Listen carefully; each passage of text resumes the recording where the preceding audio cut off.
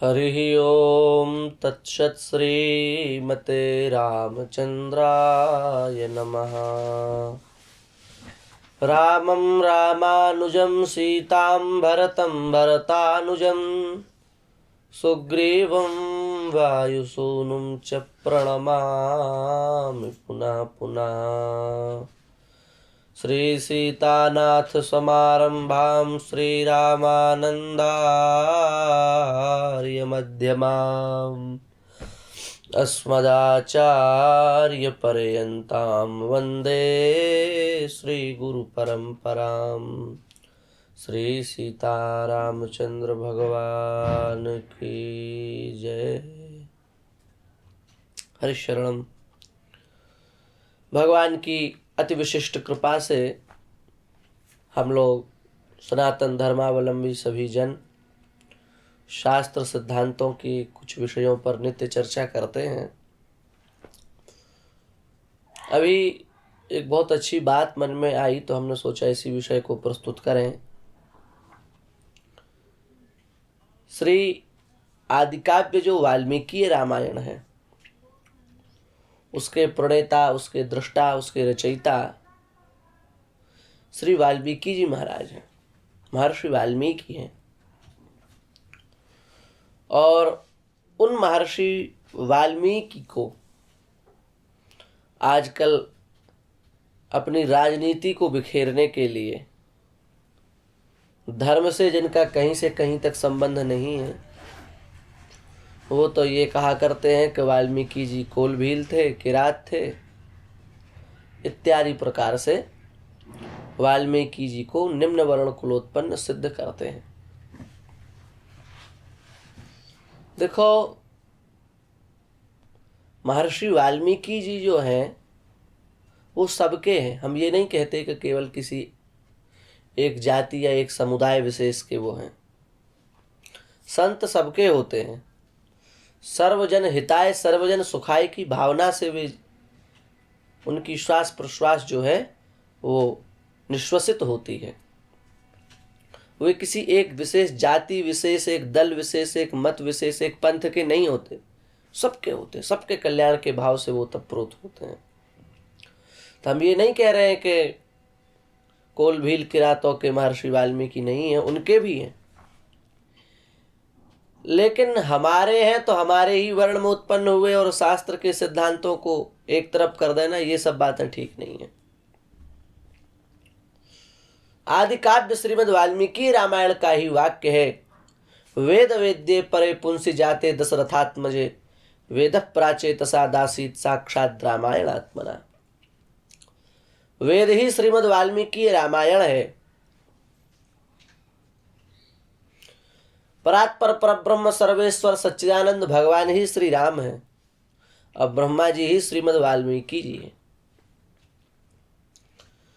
श्रीमद् भागवत के प्रथम स्कंध के प्रथम अध्याय के प्रथम श्लोक में तेने ब्रह्म हृदय आदि कवये मुह्यन्ति यत् सूरयः, आदि कवि से ब्रह्मा जी का स्मरण किया है।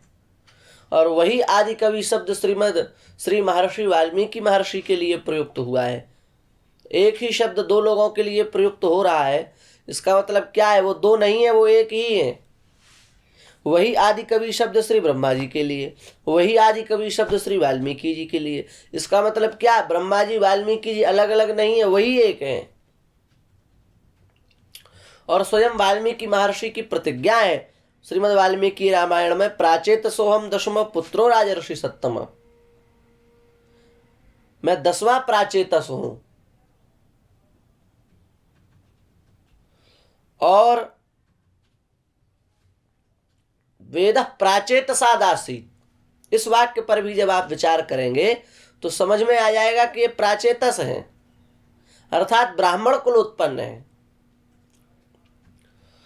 और हम एक बात कहें तो शास्त्रों की दृष्टि से यदि देखा जाए, विचार किया जाए, तो जो कृत्तिवास रामायण है, उस कृत्तिवास रामायण के अनुसार श्री महर्षि वाल्मीकि जी का अंगिरा गोत्र बताया गया है।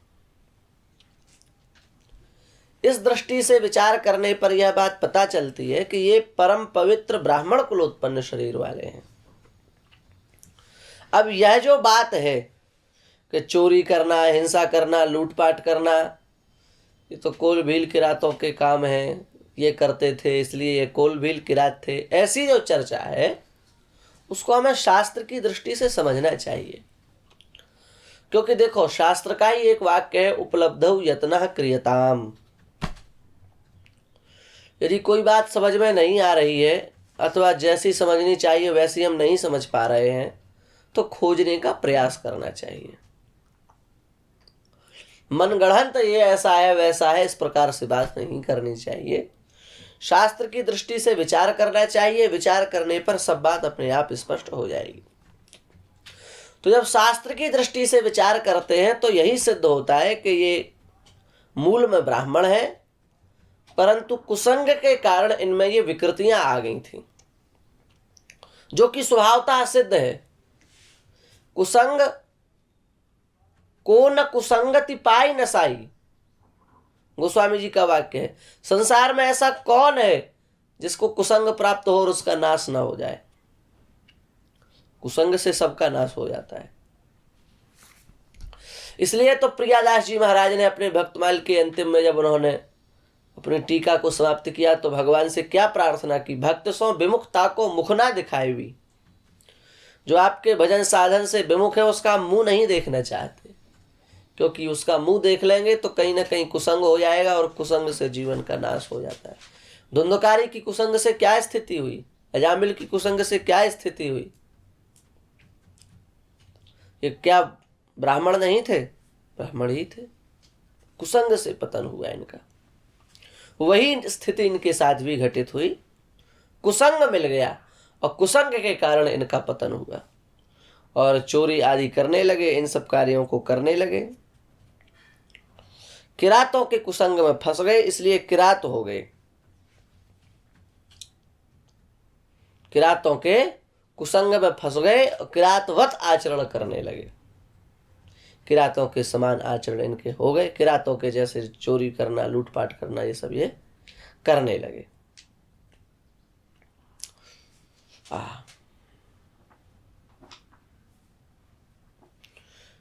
कुछ दिन तो किरात वृत्ति का इन्होंने पालन किया, लेकिन किरात वृत्ति का पालन करने पर भी इनकी जीविका नहीं चल रही थी। तब इन्होंने मार काट प्रारंभ की, लूटना प्रारंभ किया, मारना प्रारंभ किया, लोगों को काटना प्रारंभ किया। इस प्रकार से ये कार्य करते थे। और प्रमाण तो ऐसे भी आते हैं, कृत्तिवास रामायण में लिखा है कि इन्होंने इतने मनुष्यों की हत्या की कि उनके शरीर पर जो जनेऊ होते थे उनको जब इकट्ठा किया गया तो 7.5 बैलगाड़ी जनेऊ निकले।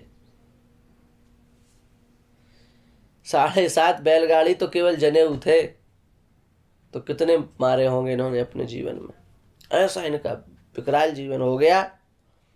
और एक बार सप्तर्षि उसी मार्ग से निकले, तो जब सप्तर्षि उसी मार्ग से निकले तो उन पर भी इसने इसी प्रकार से अत्याचार किया। इसका पहले नाम रत्नाकर था, तो इस रत्नाकर ने उन पर भी इसी प्रकार से आक्रमण किया। तो सप्तर्षि तो तपस्वी थे, तपोनिष्ठ थे, उनको कोई अंतर नहीं पड़ा। और इसने सोचा कि ये डरे नहीं। तो सप्तर्षियों ने कहा कि अरे मूर्ख, तू मेरा कुछ नहीं बिगाड़ सकता, तू अपनी सारी शक्ति लगा करके भी हम लोगों का पराभव नहीं कर सकता, व्यर्थ ही तू इधर दौड़ रहा है। अब तो उसको थोड़ा और मन में इस प्रकार का भाव आया कि भाई हमको तो देख के ही लोग भयभीत कंपित हो जाते हैं और अपने प्राणों की आशा छोड़ देते हैं, पर इनमें इतना विश्वास है कि इनको किंचित मात्र भी भय नहीं है। रत्नाकर ने कहा कि हम अपने पुत्र स्त्री आदि का पालन पोषण करने के लिए, उनको सुखी करने के लिए आपसे ये सब चीजें चाहते हैं, चुपचाप निकाल दीजिए। सप्तर्षियों ने कहा कि जिन पुत्रों का तू पालन करने के लिए ये सब कर रहा है, जिस स्त्री को सुख पहुंचाने के लिए तू ये सब कर रहा है, उनसे पूछ तो जरा कि वे तेरे ये जो तुम पाप कर्म कर रहा है, इस पाप कर्म से जो दुष्फल उत्पन्न होगा उसमें साथी बनेंगे कि नहीं बनेंगे। तो गया, पूछने गया और पूछा, तो पूछने पर उन लोगों ने कहा कि कि पापम तवई तत्सर्वम ही वयम तु फल भागिना। पाप तो तुझे ही भोगना पड़ेगा, हम सब लोग तो फल भोगेंगे। अच्छा अच्छा फल होगा वो हम लोग भोगेंगे, और पाप तुम भोगोगे। पाप हम काहे को भोगेंगे? पाप कर रहे हो तुम कि हम कर रहे हैं? तुम भोगोगे। अब तो इसके नेत्र खुल गए, इसको पता चला को काहू को नहीं, देखियो ठोक बजाए। अच्छे से सबको ठोक बजा करके देख लिया, इस संसार में कोई किसी का नहीं है। सप्तर्षियों के चरणों में जाकर के रुदन करने लगा। संत महापुरुष करुणा वरुणालय होते हैं, कृपा मूर्ति होते हैं, भृत्यवत्सल होते हैं, उनको दया आ गई और उन्होंने इसको आत्मबोध कराया, आत्म साक्षात्कार कराया। इसने अद्भुत तप किया महाराज, हजारों हजारों वर्षों तक का अद्भुत तप किया। जहां इसने तप किया है वहां इसके शरीर में वल्मीक जम गई, बावी जम गई पूरे में। और फिर वहां से सप्तर्षि निकले, कभी आगे चल के और कहा उठ जा उठ जा, तो उसमें से निकला और उसके बाद ये संपूर्ण विश्व में महर्षि वाल्मीकि के रूप में प्रसिद्ध हुए। ये इनका इतिहास है, ये इनका शास्त्रों के अनुसार अध्ययन है। अब लोग शास्त्र विमुख होते जा रहे हैं और मनमानी बात करते जा रहे हैं, जिसमें लाभ दिखे, जिसमें लोभ दिखे, बस वही बात बोल देते हैं। कहीं से कहीं तक शास्त्र की मर्यादा का ध्यान नहीं रखते, और इसी आवेश में आकर के वो वाल्मीकि जी को कोई कोल बताता है, कोई किरात बताता है, कोई भील बताता है, कोई शूद्र बताता है, मनमुखी बातें करते हैं। अरे प्राचेत सोहम दशम पुत्रो राजर्षि सत्तम, स्पष्ट वचन है। अब उसमें क्या संदेह है? ये कोई अन्य वर्ण कुलोत्पन्न नहीं है, ये परम पवित्र ब्राह्मण कुल में उत्पन्न हुए और इनके द्वारा इस विश्व का महान उपकार हुआ, जो आदि काव्य के रूप में श्रीमद् वाल्मीकि रामायण का इनके द्वारा प्रणयन किया गया। और ये आदि काव्य है, विश्व का सबसे प्रथम काव्य है, अद्भुत है। भगवान श्री राम के चरित्र का अद्भुत वर्णन किया है। तो यही श्री वाल्मीकि जी की बात है। तो मनमुखी बात न कह करके लोगों को शास्त्र की बात का आदर करना चाहिए। बस यही कह करके हम अपनी वाणी को विराम देते हैं। श्री सीतारामचंद्र भगवान की जय।